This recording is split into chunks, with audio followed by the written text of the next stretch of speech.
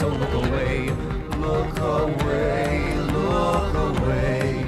I love A Series of Unfortunate Events. A Series of Unfortunate Events is a book series written by Lemony Snicket. There are 13 books written between 1999 and 2006. The first few were adapted into a movie starring Jim Carrey in 2004, and the entire series was adapted into a Netflix series in 2017. I was the right age group for these books when they were coming out. I was never sure how to feel about them. They were far more cynical than anything I had read, but it used its satirical and macabre nature to keep readers hooked through to the end. Well, most readers. I actually fell away from the series about halfway through book 5. Not sure exactly why I stopped. Maybe I had to return the book and just never got around to getting it again. But more recently, I checked out the Netflix series, which I think is the best way to experience these books. The books are very drab and dour, and Snicket constantly taunts and torments the readers to give up on any hope for the Baudelaire orphans. It's really snarky, and in the Netflix series, Patrick Warburton fits like a well-tailored suit, delivering all the exposition with his trademark deadpan. The Baudelaire orphans are a bit bland and overly precocious, but they have to be. Their own deadpan and serious nature is what keeps this from being straight misery porn, and it allows the villainous Count Olaf to steal the entire show. In all versions, Count Olaf is absolutely the best. He's sinister, comedic, driven, greedy. He's absolutely despicable, but as the series goes on, you gotta kind of feel for the guy. He's not evil for evil's sake. He actually forms something of a dark parallel to the orphans, especially in the last 2 books, which cement him as one of the greatest villains ever put in a children's book. Usually I hate these kind of pessimistic stories and detest nihilistic humor, but something about this just works. By the end, you see the silver lining. I mean, do you really want the orphans to become what passes for functional adults in this world? By the penultimate peril, I was rooting for the orphans to just piss off and go to an island where they wouldn't have to deal with all the incompetent buffoons that make up most of society in this world. And those ideas pierce through all the nihilistic undertones, and that's why I love A Series of Unfortunate Events.